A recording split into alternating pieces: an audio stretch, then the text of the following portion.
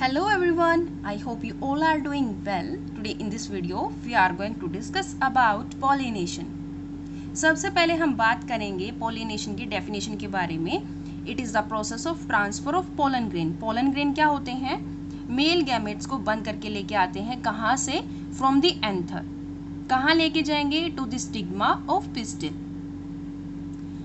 Transfer होना pollen grain का कहाँ से? From anther to the stigma of pistil. ये क्या है? पिस्टिल है और ये पिस्टिल का पार्ट है स्टिग्मा, जहाँ पर आके मेल गैमेट है या पोलन ग्रेन बोल सकते हैं हम. पोलन ग्रेन का आकर डिपॉजिट हो जाना, ये प्रोसेस कहलाती है पोलिनेशन. अब डिपेंड करता है कि जो ये पोलन ग्रेन है वो सेम स्पीसीज का है तो यहाँ पर पोलन ट्यूब बनेगी. And depending on the source of pollen, pollination can be divided into 3 types. सबसे पहले आती है autogamy, also known as self pollination.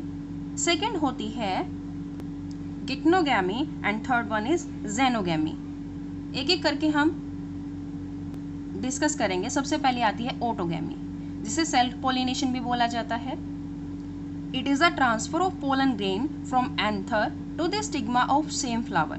मतलब एक ही फ्लावर के अंदर मेल और फीमेल पार्ट दोनों होंगे और वहां पर जो पोलिनेशन होगा उसे बोला जाएगा ऑटोगैमी या फिर सेल्फ पोलिनेशन. अब कुछ रिक्वायरमेंट्स हैं ऑटोगैमी के लिए कि कहां पर सेल्फ पोलिनेशन होगा, किन फ्लावर्स के अंदर होगा. It requires the anther and stigma to lie close. Flower के अंदर दोनों पास पास होने चाहिए, तभी वहां पर सेल्फ पोलिनेशन हो सकता है. और दोनों के दोनों एक साथ सिंक्रोनी में काम करें, जैसे कि जो पोलन है वो भी रिलीज तभी हो जब स्टिग्मा है वो फुली मैच्योर्ड हो जाए. ऐसा ना हो कि स्टिग्मा पहले मैच्योर हो गया है और पोलन है वो बाद में रिलीज हो रहे हैं. सो सिंक्रोनी का मतलब क्या होता है? Both sex organ should mature at same time. उन्हें ही क्या बोला जाएगा? ऑटोगैमी. इसके कुछ एग्जाम्पल हैं जैसे कि viola, oxalis, commelina produce 2 kinds of flower. इन 3 प्लांट स्पीसीज के अंदर 2 तरीके के फ्लावर हैं वो प्रोड्यूस होते हैं. एक है कैस्मोगैमस फ्लावर और दूसरा है क्लिस्टोगैमस फ्लावर. कैस्मोगैमस फ्लावर वो होते हैं जिनमें एक्सपोज्ड होता है एंथर एंड स्टिग्मा, जहाँ पर क्रॉस पॉलिनेशन होता है. और क्लिस्टोगैमस फ्लावर वो होते हैं जहाँ पर फ्लावर बिल्कुल भी ओपन नहीं होता, उनके अंदर सिर्फ ऑटोगैमी देखने को मिलती है जो प्रमोट करते हैं सेल्फ पॉलिनेशन को. यूजुअली ये जो फ्लावर है वो अंडरग्राउंड ही रहते हैं.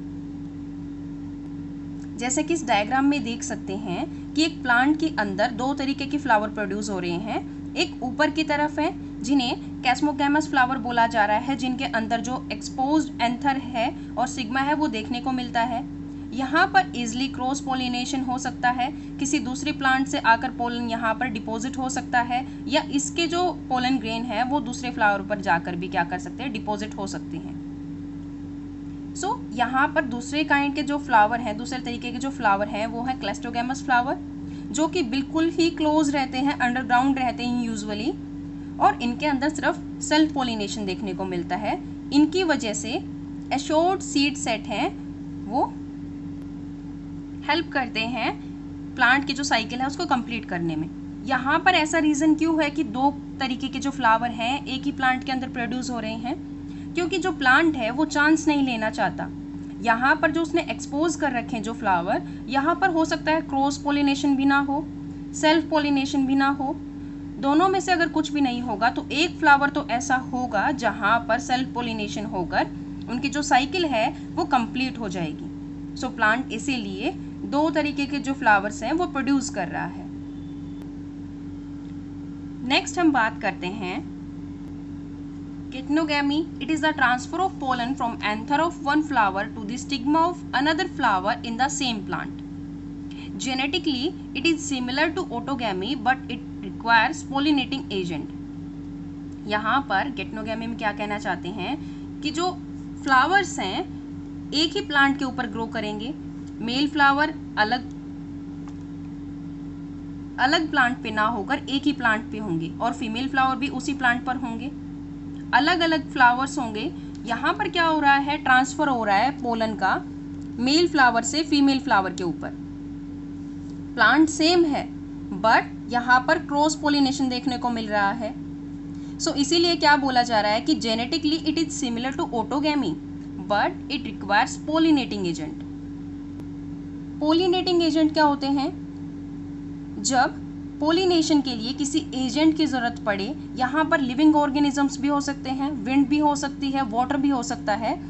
इन एजेंट्स की जब जरूरत पड़ती है पोलिनेशन के लिए, तब क्या होता है? ज़िटनोगैमी होता है। Genetically it is similar to autogamy but यहाँ पर रिक्वायरमेंट है पोलिनेटिंग एजेंट की। और इकोलॉजिकली अगर देखा जाए, फंक्शनली अगर देखा जाए तो ये क्रॉस पोलिनेशन है, क्योंकि एक फ्लावर से दूसरे फ्लावर पर क्या हो रहा है? पोलिनेशन हो रहा है।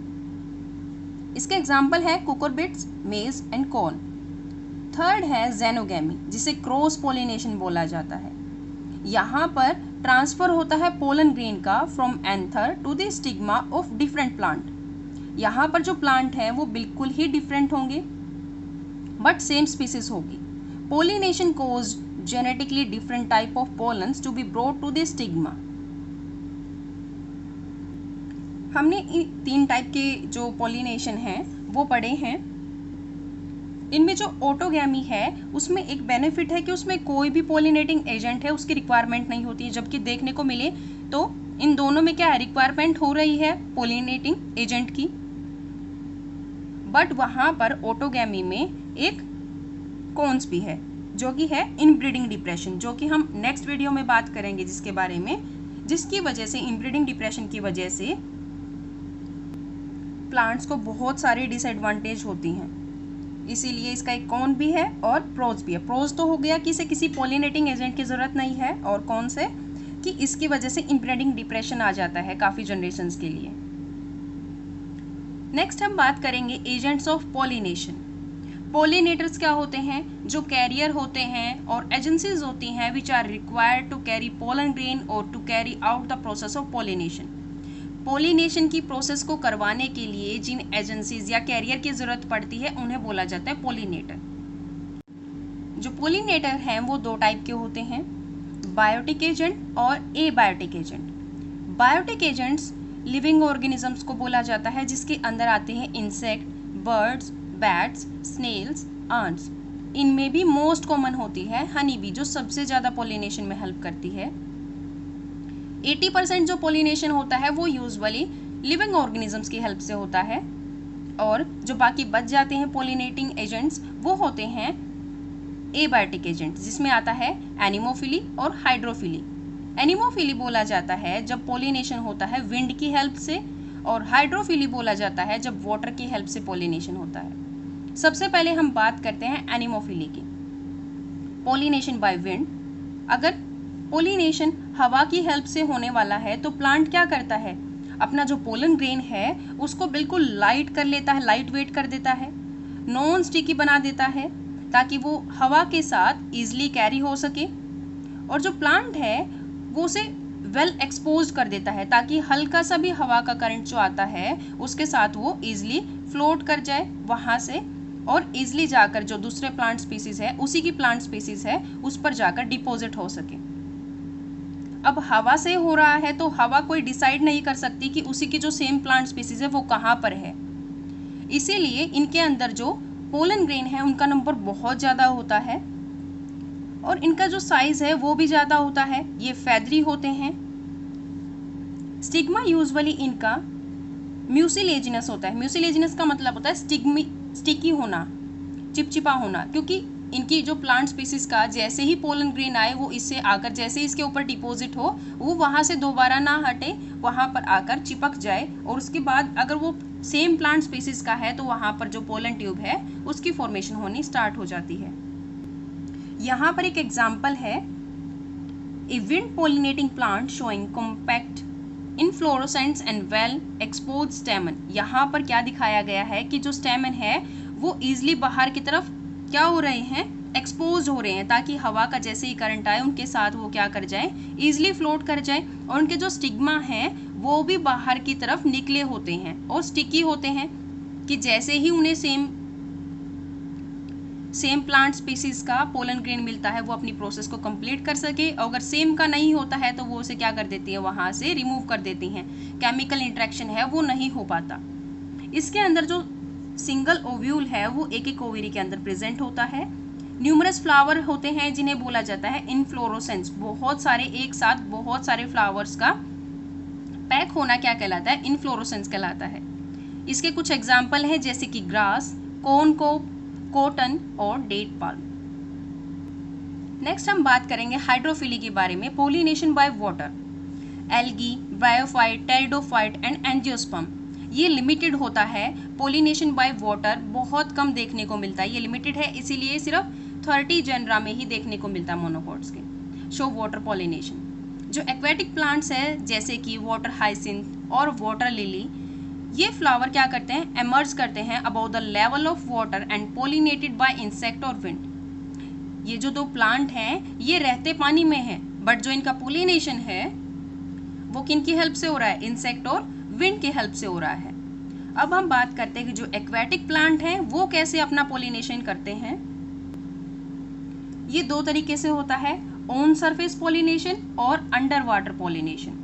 अगर हम बात करें ऑन सरफेस पोलिनेशन की, तो यहाँ पर क्या होता है? फीमेल फ्लावर वाटर के ऊपर जाकर क्या करता है? यहाँ पर फ्लोट करने लग जाता है। और ऐसे ही दूसरी तरफ भी क्या होता है? मेल फ्लावर भी होता है, वो भी यहाँ फ्लोट करता है। जैसे ही पानी का बहाव इस तरफ आता है, जो मेल फ्लावर है वो इसके चारों तरफ इस तरीके से राउंड राउंड घूमने लग जाता है। और जैसे ही फीमेल फ्लावर को केमिकल इंटरेक्शन होता है इनका, ये इसे अपनी अंदर की तरफ क्या करती है? इनकल्फ कर लेती है मेल फ्लावर को। ये किसका एग्जाम्पल है? वेलिस्नेरिया का। मेल फ्लावर और pollen float on the surface and fall inside female flower. Stigma have to be long and sticky. Sticky होगा तभी तो वो क्या करेगा? अपने जो मेल फ्लावर है उसको अपनी तरफ अंदर की तरफ खींच सकेगा, और इसीलिए फीमेल फ्लावर को भी पानी के ऊपर ही फ्लोट करना पड़ता है। दूसरी तरफ अगर हम देखें तो अंडर वाटर पोलिनेशन होता है, पानी के अंदर होता है। ये किस में देखने को मिलता है? सी ग्रास और जोस्टेरा में। सेम लेवल के फ्लोट होने चाहिए और इनको रिबन शेप पोलन होता है। रिबन शेप क्यों होता है? क्योंकि पानी के अंदर बहाव बहुत तेज होता है, तो इनकी इजीली फ्लोट करने के लिए, इजीली अपने प्लांट तक अप्रोच करने के लिए इनको रिबन शेप का हो जाते हैं। और इनके चारों तरफ क्या होती है? म्यूसिलेजिनस कवरिंग होती है, ताकि ये वेट होने से बच सके। प्रोटेक्शन के लिए इनके चारों तरफ क्या होती है? म्यूसिलेजिनस कवरिंग होती है। नेक्स्ट हम बात करते हैं पोलिनेशन बाय एनिमल्स और बायोटिक एजेंट्स की हेल्प से होने वाले पोलिनेशन के बारे में। Majority of flowering plants use butterfly, bees, wasp, etc. for pollination. Most of the insect pollinating flowers are large, colorful. Animals के अंदर क्या होता है? उन्हें फ्लोरल रिवार्ड दिए जाते हैं। फ्लोरल रिवार्ड का मतलब क्या होता है? पहले उन्हें लालच दिया जाता है कि वो उन्हें अट्रैक्ट कर सकें। डिफरेंट एनिमल्स जो कि हेल्प करते हैं पॉलिनेशन में, बायोटिक एजेंट्स जो होते हैं, जैसे इंसेक्ट हो गए, बर्ड्स हो गए, बैट्स हैं, स्नेल हैं, आंट्स हैं और लिजार्ड्स भी हैं, उनको अट्रैक्ट किया जाता है। अपने फ्लावर्स को लार्ज, कलरफुल और अच्छी फ्रेग्रेंस के साथ नेक्टर भी रिलीज करते हैं, जिसकी वजह से जो एनिमल पॉलिनेटर हैं उनके पास आते हैं। देन उन्हें कुछ फ्लोरल रिवार्ड दिया जाता है, उसके बदले वो क्या करते हैं? पॉलिनेशन में हेल्प करते हैं। फ्लोरल रिवार्ड क्या हो सकता है? Can be in the form of providing safe place to lay eggs. या तो फ्लावर उन्हें स्पेस दे देंगे, सेफ प्लेस देंगे, ताकि जो इंसेक्ट हैं या कोई और छोटे मोटे कीट हैं वो आकर अपने एग हैं वो ले कर सकें और वहाँ से फूड के सोर्स में नेक्टर को ले सकें। वो जो नेक्टर होता है वो एडिबल होता है, या ये कई बार पोलन को भी यूज़ करते हैं इन दी फॉर्म ऑफ फूड, अपने जो लार्वा है उसको फीड करवाने के लिए। इसका एग्जाम्पल है टॉलेस्ट फ्लावर अमोर्फोफेलस। या एक और एग्जाम्पल है जिसे बोला जाता है symbiotic relationship exist between the plant yucca. एक प्लांट होता है यूका और पोलिनेटर होता है मोथ। यहाँ पर मोथ क्या करती है? डिपेंडेंट होती है प्लांट के ऊपर। Since the moth deposit it's egg, अपने जो अंडे हैं वो कहाँ दे देती है? ओवेरी के पास दे देती है, in the locule of ovary, ovary के अंदर दे देती है।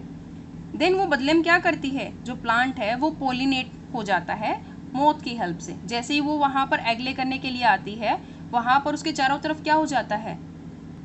पोलन ग्रेन है वो चिपक जाते हैं और दूसरे प्लांट पर जैसे ही वो जाएगी वहां पर पोलन ग्रेन है वो स्टिग्मा के ऊपर जाकर डिपॉजिट हो जाएंगे और ये हेल्प करेगी पोलिनेशन में। सो इसीलिए क्या बोला गया है, मोथ को और यूका प्लांट को देखा गया है सिम्बायोटिक रिलेशनशिप एग्जिस्ट करते हुए। उसके लिए क्या होना चाहिए, जो पोलन ग्रेन है वो स्टिकी होना चाहिए और बॉडी के साथ इजिली स्टक हो जाना चाहिए। इसके कुछ और एग्जाम्पल्स हैं, जैसे कि इंसेक्ट है, पोलिनेशन में हेल्प करते हैं। इंसेक्ट्स के लिए फ्लावर को कैसा होना चाहिए, कलरफुल होना चाहिए, नेक्टर रिलीज करने वाला होना चाहिए, उसमें से कुछ ओडोर आनी चाहिए जिसकी वजह से जो इंसेक्ट है वो अट्रैक्ट हो सके फ्लावर की तरफ। स्टिकी पोलन होना चाहिए कि जैसे ही इंसेक्ट आता है पोलन उसके ऊपर डिपॉजिट हो जाए, उसकी बैक के ऊपर, उसकी विंग्स के ऊपर वहां पर चिपक जाए, स्टिकी हो जाए, और जैसे ही वो वहां से दूसरे फ्लावर के ऊपर जाए वहां पर जाकर वो क्या करे, स्टिग्मा के ऊपर जाकर डिपॉजिट हो जाए। इसके कुछ एग्जाम्पल है, जैसे कि बी है, वो सबसे मेन इंसेक्ट है जो कि हेल्प करती है पोलिनेशन में। उसके अलावा बटरफ्लाइज हैं, मोथ है, wasp, ants, flies and beetle pollinate. जो फ्लाइज और बीटल हैं वो फाउल ओडोर को फॉलो करती हैं कि जो कुछ प्लांट्स हैं वो ऐसे फ्लावर प्रोड्यूस करते हैं कि उन फ्लावर्स के अंदर से बहुत बुरी स्मेल आए, क्योंकि कुछ फ्लाइज और बीटल्स है वो उस बुरी स्मेल के पीछे ही क्या करते हैं, आ जाते हैं और वहां से पोलिनेशन में हेल्प करते हैं। ऐसे ही जो बैट्स हैं उनके लिए फ्लावर्स को कैसा होना चाहिए, लार्ज साइज का होना चाहिए, क्योंकि बैट काफ़ी लार्ज साइज की होती है, इसीलिए जो फ्लावर है वो लार्ज साइज का होना चाहिए। स्ट्रॉन्ग ओडोर होनी चाहिए और उनका डल कलर क्यों बोला गया है यहाँ पर, क्योंकि रात के टाइम पर ही बैट क्या करती है, प्लांट्स पे विजिट करती है। नेक्टर प्रेजेंट होना चाहिए ताकि वो उस पर फीड कर सके। Flower should Bloom at night. जो बर्ड्स हैं उनके लिए भी जो फ्लावर है वो लार्ज साइज का होना चाहिए। ब्राइट कलर होना चाहिए कि बर्ड्स को दूर से ही अट्रैक्ट कर सके। ओडोर उसमें एब्सेंट होनी चाहिए क्योंकि बर्ड्स को ओडोर से कोई लेना देना नहीं है इंसेक्ट के जैसे ही। और नेक्टर प्रेजेंट होना चाहिए ताकि वो उस पर फीड कर सके और साथ में हेल्प कर सके पोलिनेशन के लिए। लार्ज एनिमल्स के लिए जैसे कि प्राइमेट्स होते हैं, लीमर होता है, आर्बोरियल होते हैं, ट्री ड्वेलिंग रोडेंट्स होते हैं, इवन रेप्टाइल्स जैसे कि लिजार्ड वगैरह हैं, वो हेल्प करती हैं एज अ पोलिनेटर। सो आज के लिए इतना ही। नेक्स्ट हम बात करेंगे अगली वीडियो में। Thank you so much, hope you like this video.